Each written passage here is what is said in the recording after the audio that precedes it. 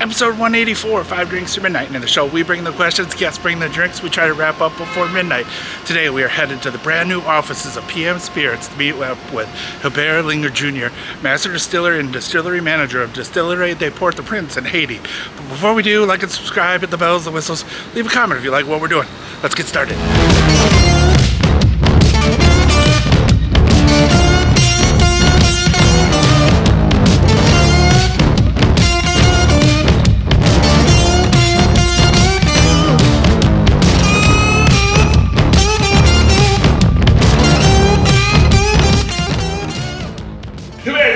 Joining me. 5 drinks through midnight, 5 drinks, 5 questions, midnight, whatever comes first. Thank you so much for joining me at PM Spirits. How you doing today, sir? I'm good.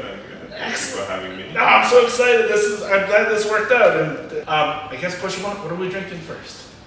Well, we'll start with the Clairin Haitian.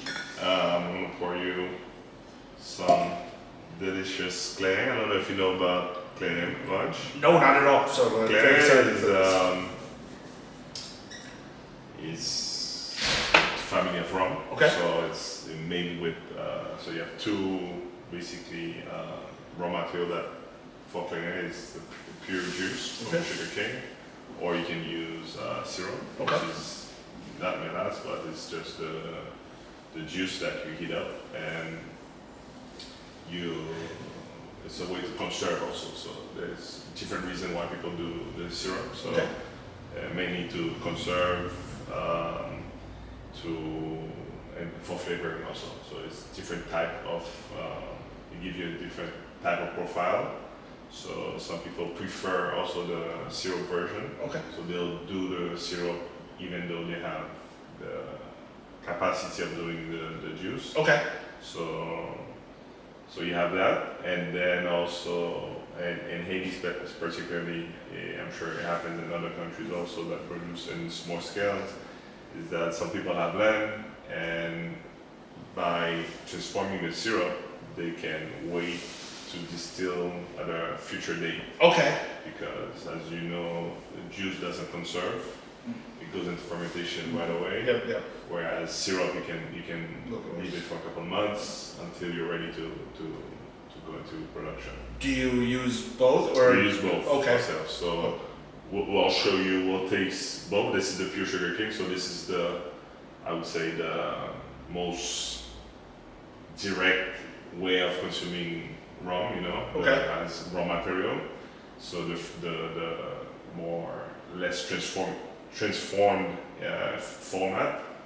So yeah. Awesome. Cheers. So Clairin versus rum also, it's more into production, so it's more artisanal than industrial. Okay. So as you can see, it's very flavorful. So you have natural fermentation which are much longer, and then also the distillation part, it's more pot still than column, and it's direct fire, small columns with a small pot also. Which gives you that profile, so it doesn't go above 60% ABV into the production process. So that's why you preserve that flavoring that you can smell the cane. Yeah, cane. Yeah, fresh cane. Yep. Yeah.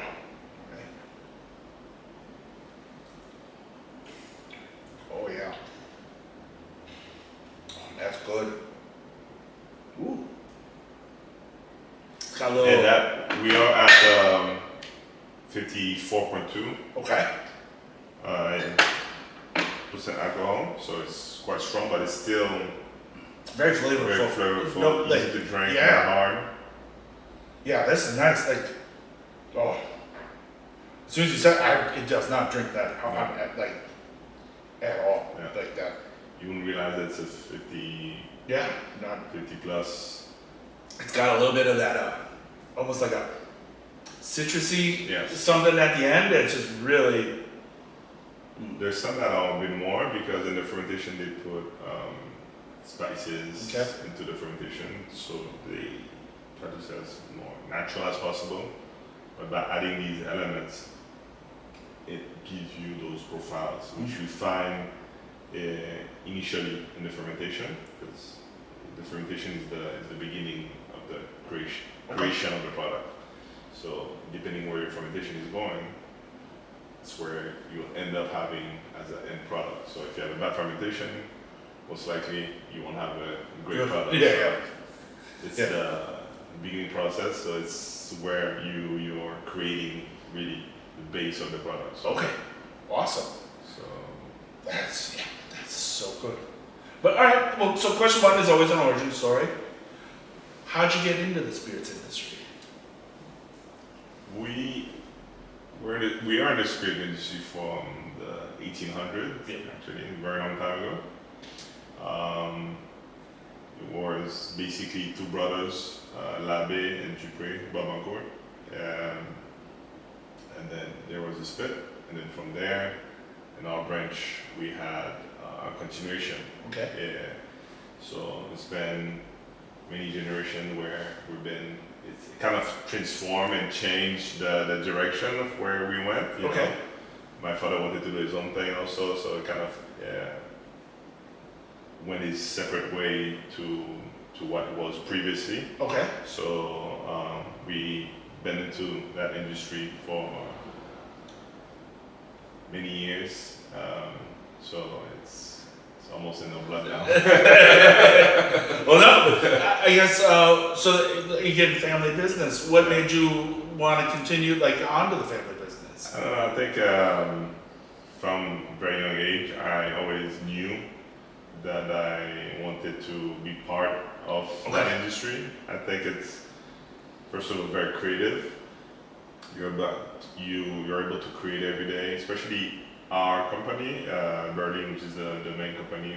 We do different type of products besides rum. We do liqueurs, we do flavored spirits, but also with natural ingredients like flowers, fruits. So we have Providence, so it's very wide of the range of products that we offer. So I think for me, the creative part of the industry is fascinating. And so from a very young age, that's awesome. I always knew that I wanted to be part of it somehow. Okay. So that's fucking it wasn't awesome. a question of, it was just a question of when. Okay. You know?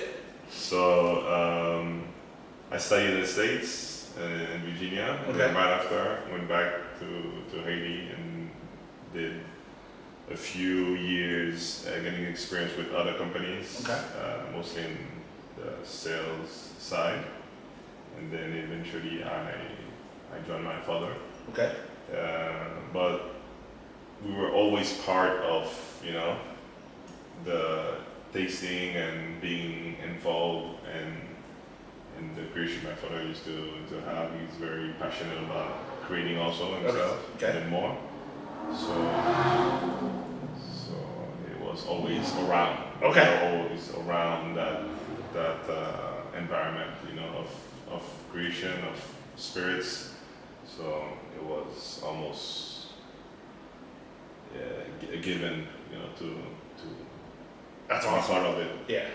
Was there a moment that you knew, again, you talked about getting into it in a very young age. Was there a moment that you knew that you wanted to join your father and become a distiller, or was there just born into it and that's my family business and that's what I want to continue on? I mean, from the very young age, being part of it, when going to my grandfather, distillery or environment, and my father changed, going on the weekends or in holidays, and being surrounded by all that, he always felt that it was something that you wanted to be part of. So it's hard to say that in a specific day because you're always around it. So it's but I think I had many options before coming back to Haiti, and I don't know, when I was in college, toward the end, I think it's when I I took the decision not to go toward those options and go back to Haiti. I think that was but not even going there directly because I knew I wanted to get some sort of experience, in sales or whatever experience that I could get before to contribute to bring something new. But that was the point where I was like, okay, this is what I want to do. This is the direction I want to go, and those are going to be the steps, and then to lead me to what I'm doing right now. So, awesome. Were you in the distillery as a very young child? Like, were you running around in the? Yeah, I mean, my grandfather had also what's called a castle that was very for tourists, where you had people coming to taste. So it was really main attraction at the time when you had tourists at the time in Haiti. Yeah. So you were always around people tasting, coming and trying our products and talking about our products, And then downtown, where at the plains, is where the production mainly was, and this is another environment where you had the production and kind of witness more, the creation part and production part. Gotcha. We were part also as younger kids. Awesome. Well, there we go. That's question one, and what hell of an origin story. So cheers. Question two, drink two. What are we drinking? Now I had you try the pure sugar cane, so I'm gonna have you try the syrup. Syrup-based rum, to see the difference. So that's the Providence Rum syrup. We call it Rum syrup because in the production of this rum we use called Distiller is the previous fermentation that was distilled. What's left, we let it cool down and age, and then we use it into the next batch of production. So it helps with the fermentation. We give you this profile also, which is kind of more funky than the previous one we were drinking. Gotcha. It's very clean and straightforward. Is that a normal process then? It's not a normal process. It's something that certain people do, but not everyone. It's very few people do it actually in Haiti. But for example, in Jamaica, you have a lot of people doing it. But now it's a question of the percentage of how aggressive you want it to be versus we try to have it subtle also, so it's not overpowering the profile of the rum.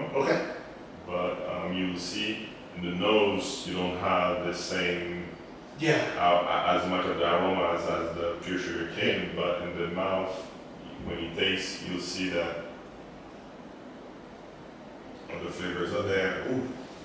That is and you have the sweetness, natural sweetness of the raw material. That is good. Yeah.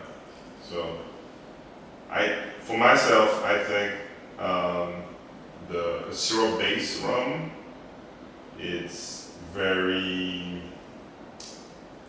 it presents itself better if you mix it versus because the flavors are more in the mouth than in the nose. Gotcha. And that's what you're looking for when you're mixing. Do you have now that we've tasted both of them, do you have a preference? I don't have a preference, it depends what you decide to do with it. Gotcha. So if you want to drink neat, but this is nice neat also. This is. I was gonna say it's hot as balls here in New York. This will be so it's really just a nice. question of the day, when you're drinking it, how you're drinking it, So I think all these products are amazing in their own. So it's a question of maybe a preference, because today you might feel like drinking pure sugar cane rum. Sure. And then tomorrow you just wherever the day takes you. Yeah, awesome. So question two then, with everybody kind of chasing the idea of like cleanliness spirits or clean spirits, how do you still champion the idea of like the funky or the wild rums that come out of Haiti? Like, how do you continue to like sell? Not saying that they're not clean, because again, they're very like, but like that idea of keeping the true Haitian spirit of those rums alive with us. Personally, I realized that by exposing all these types of production, you realize that you have a clientele for each. So what I might prefer, you might prefer something else. Gotcha. It's not that I don't like it, but I might have a preference. And you'd be surprised that sometimes you make a product and you might think it would have less success than another, and it's the opposite. So I think being able to showcase those different variations in the raw material and the type of production, distillation or fermentation, it opens up and educates also the consumer in knowing what's out there, and you can have good products made differently and appreciate each in their own ways, you know. So I think for us, I think the objective is showing that it's not a question of the type of product, it's how you do it. If you do it well, you can have different products with different techniques, be presented in a way that can be appreciated by everyone. Each person can have their preference, you know. But at the end of the day, it's hard for you to say, okay, I don't like that, or this is the bad product. I never heard that before. We did a lot of tastings and different fairs and such. You find people having a preference, but it's never, I don't like that product. Gotcha. So, and I think it's nice to be able to showcase that. Yeah. Versus having one variation of a product and then trying to force it into the client. Right. What do you think is like one of the biggest misunderstandings about your products? Okay, it's La Maison est probably the first to introduce Clairin to the world, because Clairin is originally consumed locally only. So if it was consumed overseas, it's Haitians traveling with a bottle of Clairin or with a gallon of Clairin. But it was never exported or presented in a format that was distributed. So for us, there's no comparison in a sense. So at the beginning was obviously difficult, but once you try it, it's easy to sell. You know, it's not a hard product to sell once you try it. At the beginning, to try to explain and make the difference, yes, but I think it's an easy product to sell once the person tries it. Now, the biggest challenge is making the person understand the difference between a rum and a Clairin. So that takes time, obviously, because if we're very few that are presenting Clairin to the world, so obviously it's something that it has a lot of work still to be done to be more known throughout the world. But I think they're doing a pretty good job so far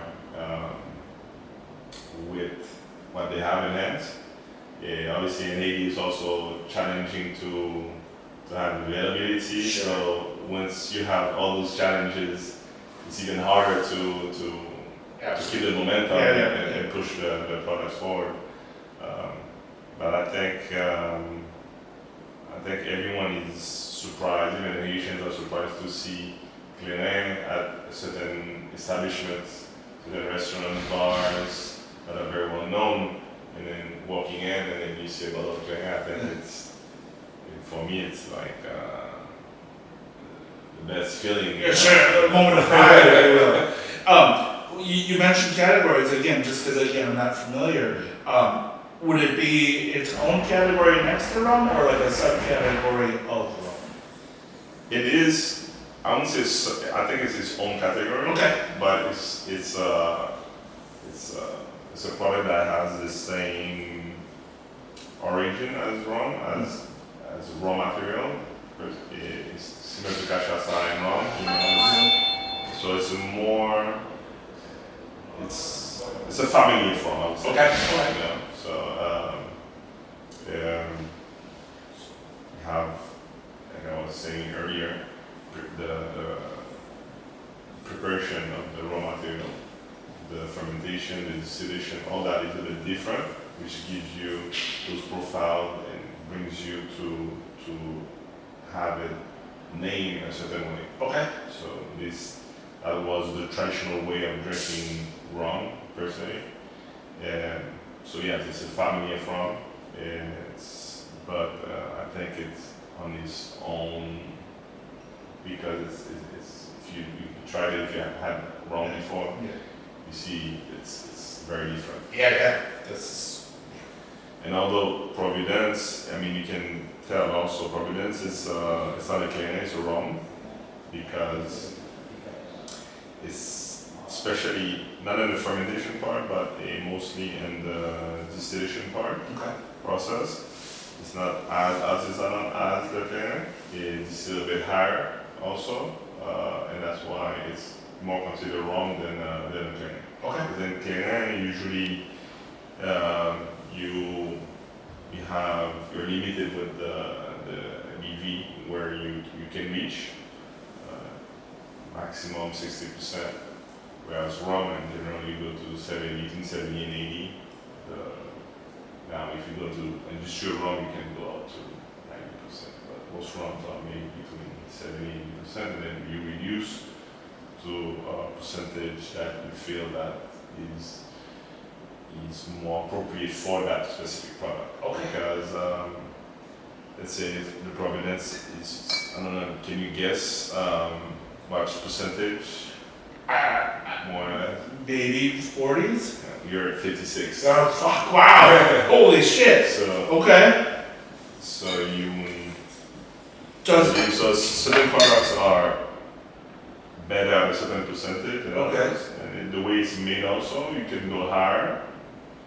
Because the more flavorful it is, the heavier the rum is, I think you can go higher. Okay. It's a lighter rum. The lighter rum, the alcohol tends to rise faster, so you tend to feel it. So all right. That's why you don't want to drink something too high at the BB when you have a lighter rum profile. Wow. A heavier rum profile, it's easy to go to 56. As you see, you're drinking 56 higher than what we were drinking before. Doesn't even taste You it. don't even realize that there was that much of a difference. Damn.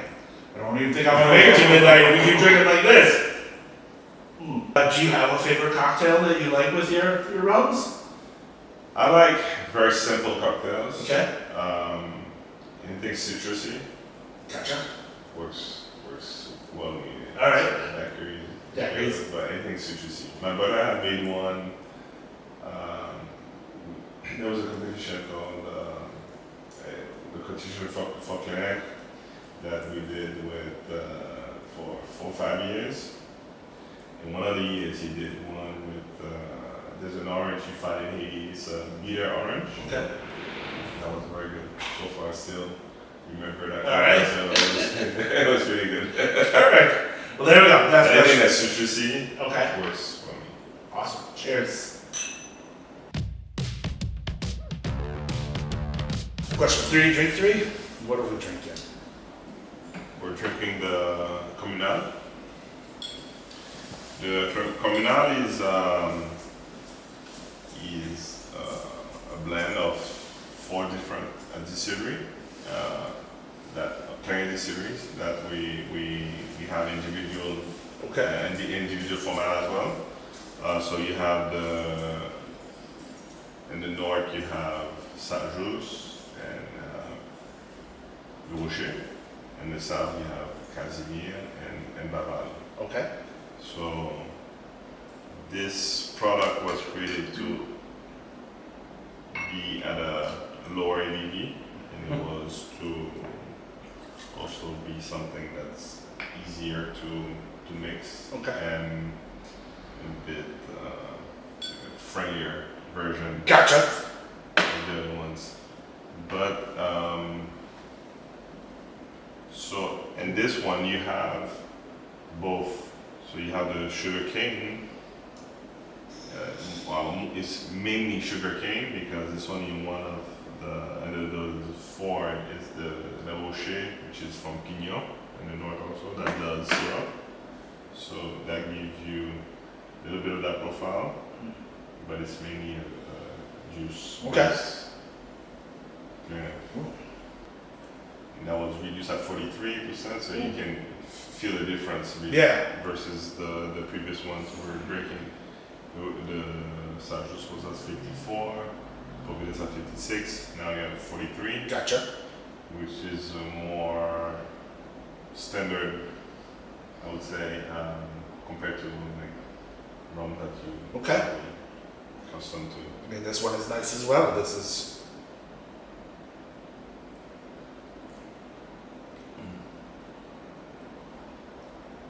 That's really nice. You get it. So it was to show also different way of showing, even by merging different Clairin together, that you still can get something very nice. Nice. I mean, it's great. Like, you definitely get a little bit more of that, I guess, fruity flavor. It's very fruity. Yeah. Because you have the juice. Yeah.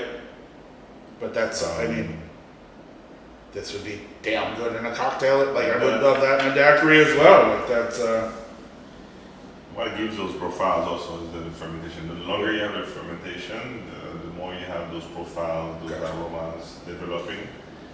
When you have a short fermentation, you tend to cover all these aromas. So that's one of the particulars of these products. So they go from 8 to 12 days, depending on the climate. Gotcha. Because the climate impacts also the fermentation.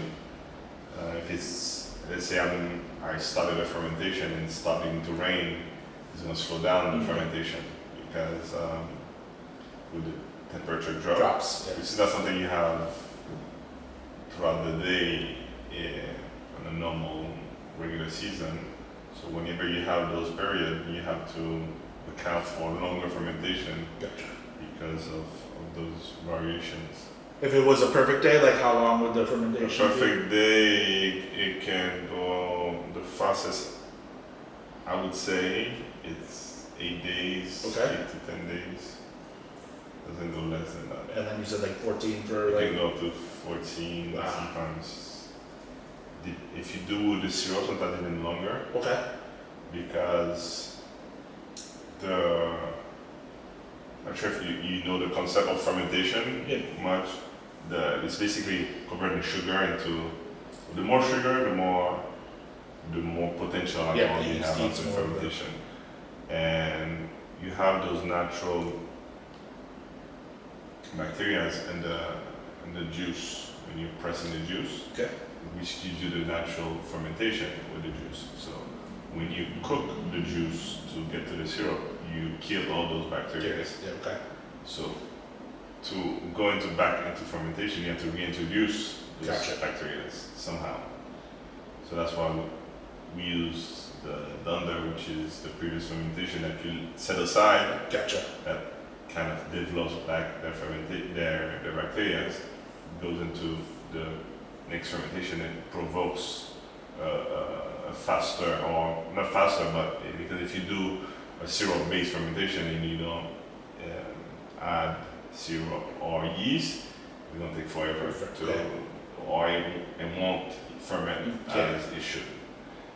Also, you need to add water because what you're doing is reducing the water, so you have a much concentrated ingredient. So let's say if you have at the cut of the sugarcane press, you have between 10 and 12 bricks, you can go up to 50, 60 bricks, 70 bricks with the syrup. Okay. That allows you to stay at a conservation mode, not allowing it to go into fermentation. Now, adding water already can help the fermentation, but it's not enough. Okay. So you have to add some sort of bacteria. Gotcha. So it has to be yeast, it has to be a natural bacteria. You can add spices, or previous fermentation that you had set aside to allow you to recreate that process. Okay. Awesome. Well, so the longer you go, as I say, those are the key elements to the flavors that you're finding right now. Awesome. Well, this leads perfectly into our question 3. So our question 3 is usually what we call is our talking shit segment, because we're 3 drinks in and we're a little bit more open with each other. We don't really talk that much. But for you being the distiller and the head of the family of the product, what do you feel is more important, the yeast or the sugar cane? The sugar cane for me. Okay. Because if you're doing a sugar cane fermentation, you don't need any yeast, technically. You add the yeast if you want to go fast. Okay. But if you want to do the proper way and leave it work and do the job by itself, the juice now will make the difference. Okay. So the variation of the cane also, because each region, in Haiti we have so many variation of sugar cane. So you have thicker ones, smaller one, but the ones that are actually smaller, which we use for the Saint-Just, the Providence, is a cane called Distilling. Okay. It's a very slim cane, but it's very high in sugar. Okay. So basically the bigger it is, also it has more capacity to absorb water. So that's why when you have a rainy season, it's not a good time for you to go into production, because it's absorbing water, so you have less potential sugar. So because it's absorbing the water that's in the ground. Gotcha. So it's almost like a root, so it's absorbing very quickly. Okay. So in rainy season, you don't want to go into production because, first of all, you won't get the same fermentation, same raw material, and also you decrease the volume-wise, the potential that you can get is reduced by sometimes half or a quarter of what you're supposed to have. Gotcha. So for me, the cane is the most important. Perfect. Well, there we go. See, we didn't talk that much shit.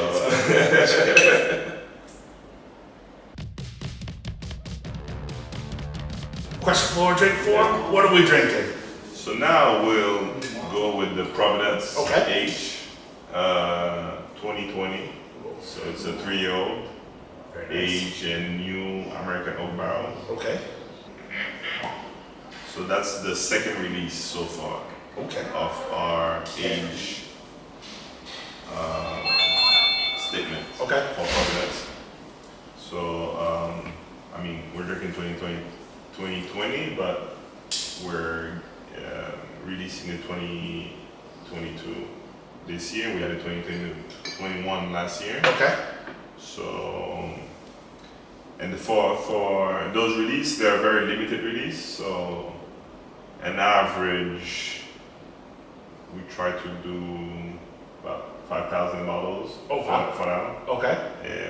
Because we're in the beginning process also of aging, so we want to keep aging for a longer amount of years. Gotcha. So we don't release too much so that we can save up to have a 5-year, 8 years and such.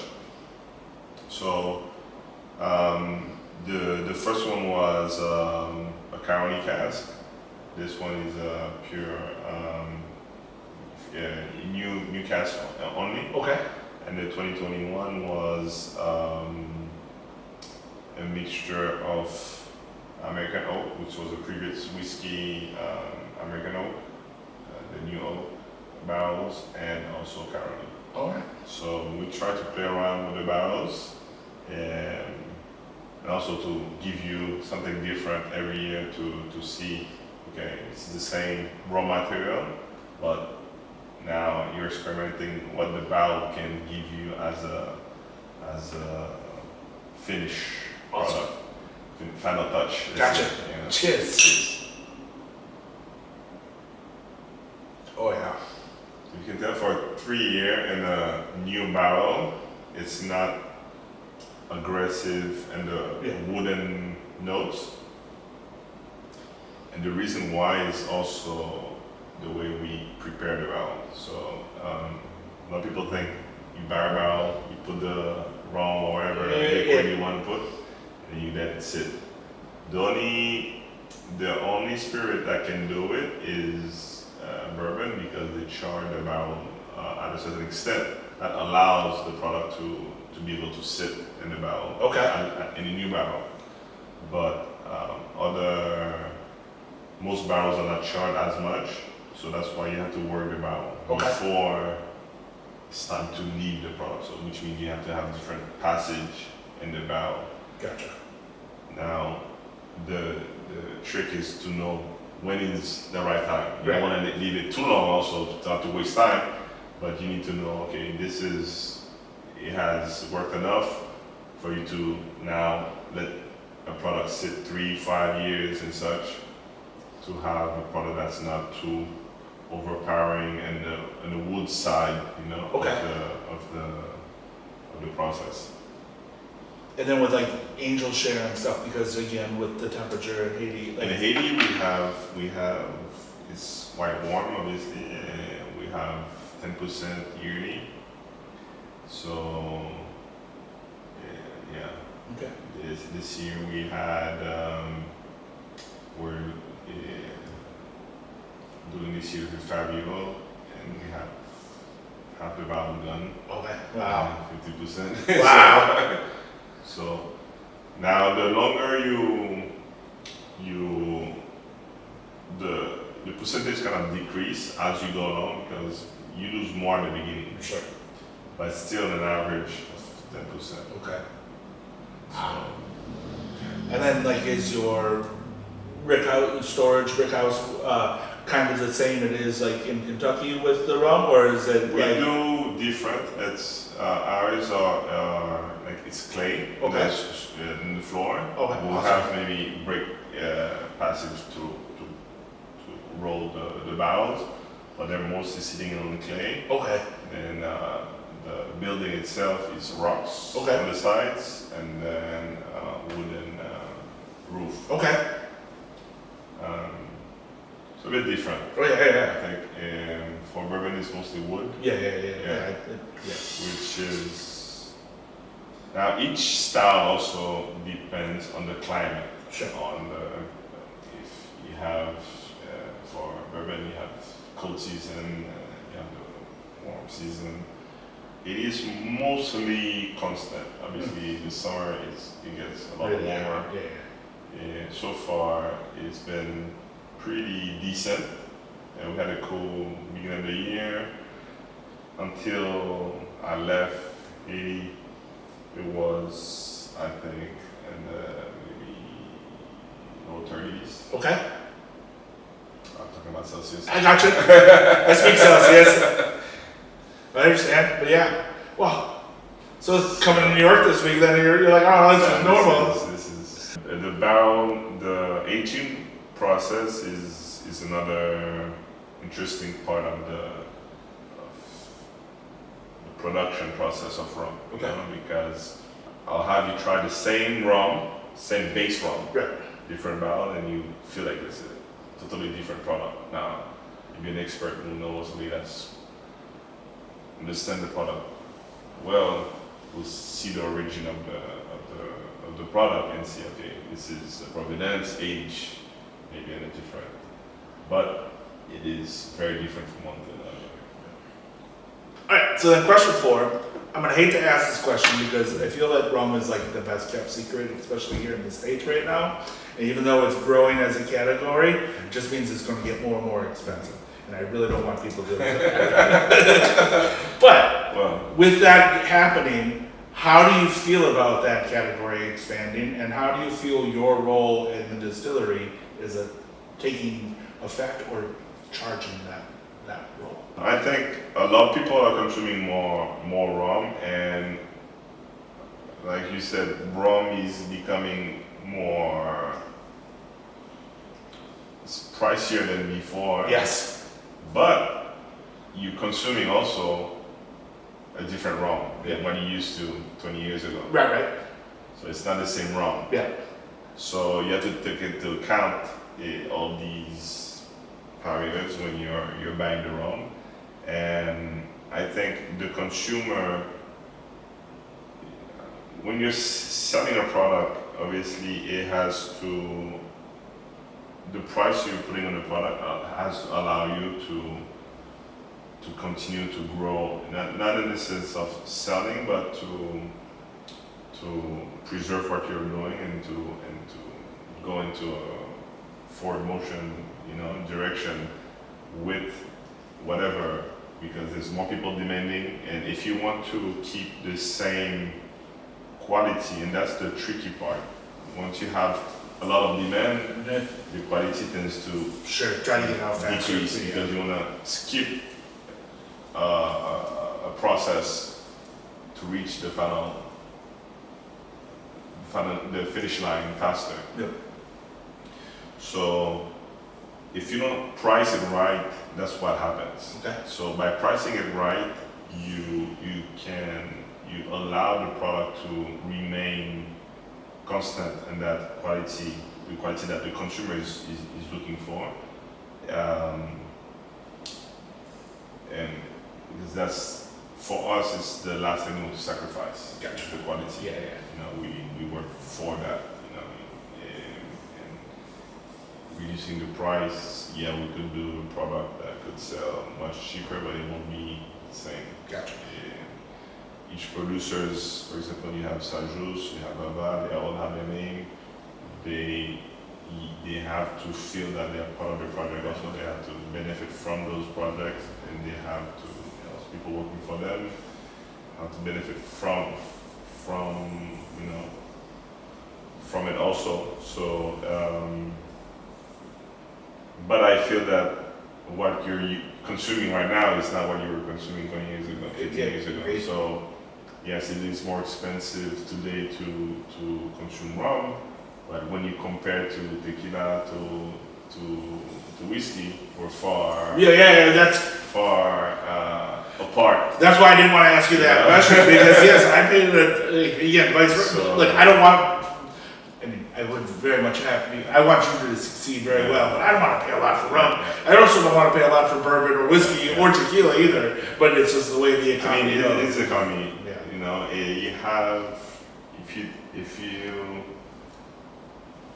taxes are, very high also. Yeah. When you take the price of a product in the US or in Europe, and then you break it down and you realize what the product costs, you realize, okay, the product is not expensive in itself, it's the tax that are added to the product and all those extra costs added to the product that makes it expensive. Okay.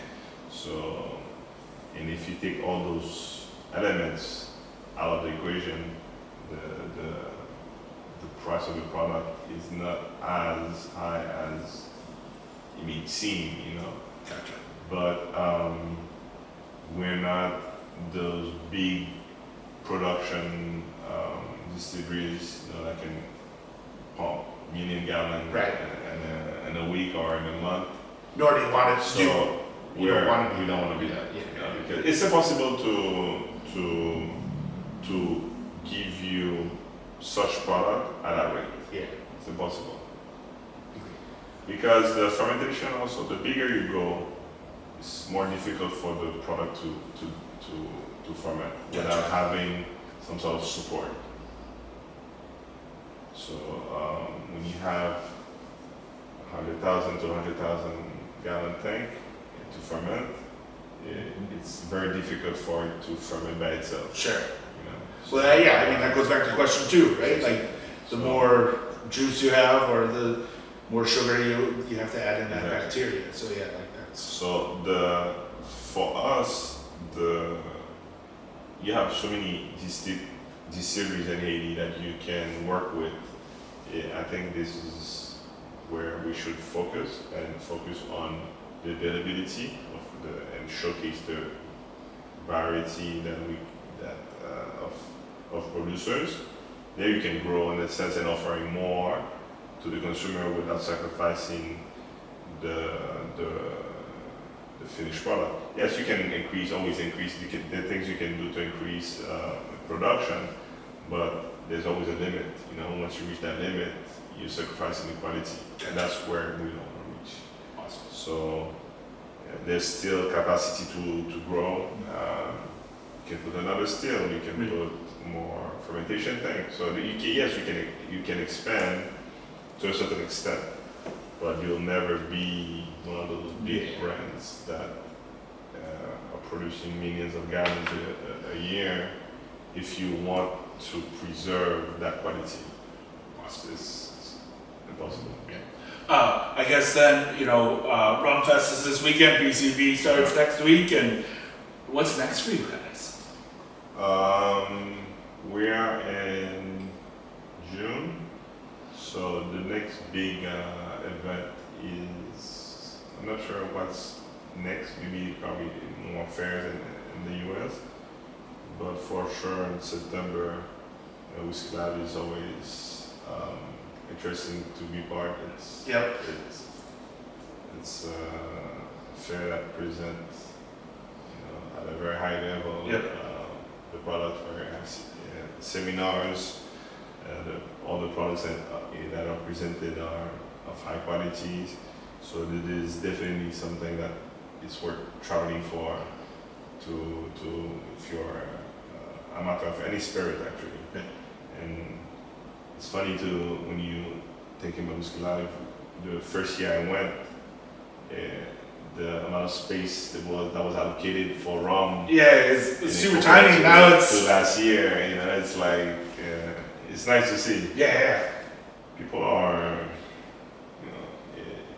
coming and looking forward to what we can bring next, what we can do that is different. So that's why for us it's what can we bring that's different, that's new, that's interesting, that they haven't tried before, Because for me it's an industry that was underserved and underutilized in that sense of what is the potential of what they can offer as finished products. Because bottom line, they're all different, but they all came from one raw material, which is the sugar cane. That is awesome. Well, there we go. Question 4. Cheers. Cheers. Question 5, drink 5. What are we drinking? The last one is the Papalin. Papalin is a line that Nukaka Gano created. And it's basically a blend of different distilleries in general. So we had it for different countries. And this one is, since we're doing Haiti, this one is for Haiti. So you have 5 different distilleries. Within the 5 you have Clairin and you have Providence also. As a rum distillery. Nice to present. It's a collaboration of different distilleries into one product. So very limited product also. Every year or every time they come out with one, it's different. It can be different age, different barrels, different benefits and distillery. It will be different type of barrels or different age. Might not be exactly the same combination of distilleries also. So that's really nice. This one is a 4-year-old rum. Okay. That's real nice. I want to put that in a cocktail right now. Like that. Wow. Yeah, that's damn fucking good. Wow, that just makes my whole mouth water. Hot damn. And the previous one we were drinking was at 52. This one is at 53. Okay. The age rums. Yeah. So, also, even there the age rum where the ABV could show more, you see that it's very enjoyable. Yeah. This is. And you said it was a blend of 4 distilleries? 5 distilleries. 5 distilleries. Wow. And the trick about aging also is knowing you can control the climate a bit, you know. So for example, if you have like our warehouse, which is clay, if you water clay, you have humidity. So humidity, dryness gives you both different results into the aging process. So if you have a dry warehouse, you tend to lose alcohol. If you have a water, if you have a humid, you tend to lose alcohol. Okay. So sometimes they associate the angel shares as losing if you age at 60%. In general, people think that they lose the EV as a standard, but it's not a standard. It depends on the time. Sometimes you can lose more water, and then you have more alcohol. So you're instead of 60, you're at 62, 63. Okay. At the end of the aging process, depending on where you're taking the product out. So the idea is trying to have that balance, you know, between humidity and dryness. Yeah. That's nice. So you pick up the sweetness. It's just really nice. Oh, and that's all the product itself. There's nothing added to it. There's no caramel. There's no other additives or flavoring. So it's really just juice, sugar, and everything. The product itself. That's awesome. So the more you distill, also so if you go like the distilleries that are distilling at 95%, 98% to reach down to 40, you get rid of all the flavors. So you have a very light rum, but very unflavorful. You're almost getting a vodka basically at that point. Okay. So the lower you can distill, the more you can contain the flavor. Gotcha. of the raw material. All right. So now, depending on the product that you want to do, it's a question of preference, a question of where you want to end up as an end result for that product. Gotcha. You know? So that, especially for Providence, because Providence we could go. I can create a 70, 60% alcohol. I can go up to 82, 85, but an average we work around 70, okay. 72, and then we reduce to the final ABV that we think is appropriate for that specific product. Gotcha. So now it's a question of preference and where you see the product is best. And to do so, you play around by adding water gradually, and then you test where the product is more expressive, what ABV is more expressive, you know. So you can do for flavorful reason, for aromas and such, or you can do for example, this one was more to target more bars, so there was a reason why I decided to reduce it at 43. Okay. More accessible, to be costly, less costly also than the regular Clairin.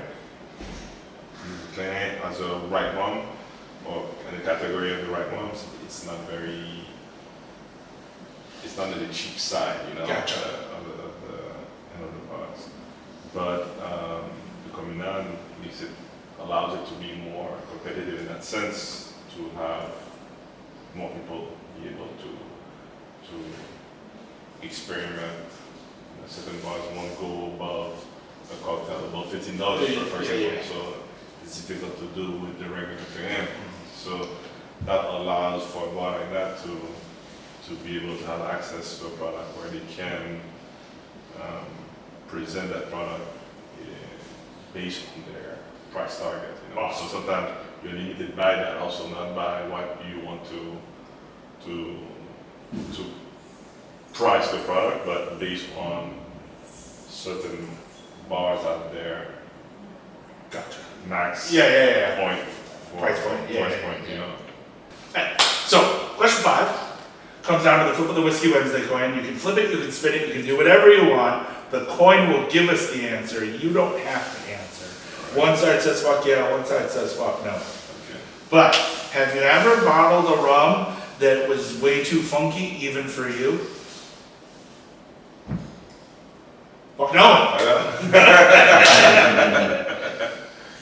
No? So far, I mean, like I said, they all have their purpose and the line. If you take, for example, the most funky, I would say, is Le Rocher. Okay. And when you see the clientele and the appreciation you have for it, it's like, okay, it has its place and the line. I think you still can go a bit more. Okay. A bit more, you know. But I think what's fun about it is that you're presenting different product, different profile, and then you're realizing that there's a clientele for each. Gotcha. And that makes it even more enjoyable to do and to experience more, because when you do something and you don't have appreciation for it, it kind of demotivates you from pushing the boundaries, you know. Gotcha. But when you have people, if you do something that's a bit extreme, you have people enjoying and appreciating it. Like, okay, we can go something. We can keep going. Yeah, you know it. Yeah. Awesome. Well, that is 5 drinks down, 5 questions answered. Thank you so much for this. Thanks, this has been amazing, and again, a whole new education for me, and I truly enjoyed it. So again, thank you so much. This has been amazing. It's me to thank you for allowing me to share our passion and to share what we make in Haiti, or part of it, because we do a lot more than that. But it's to give a taste. I loved it. To the audience of what's available out there and what's possible, and knowing more about Clairin also, and to get more curious about it, because I think it's a beautiful line of products, and I think it's the future of rum. Awesome. Well, cheers. Cheers. Can't wait till we drink together again too. So, cheers.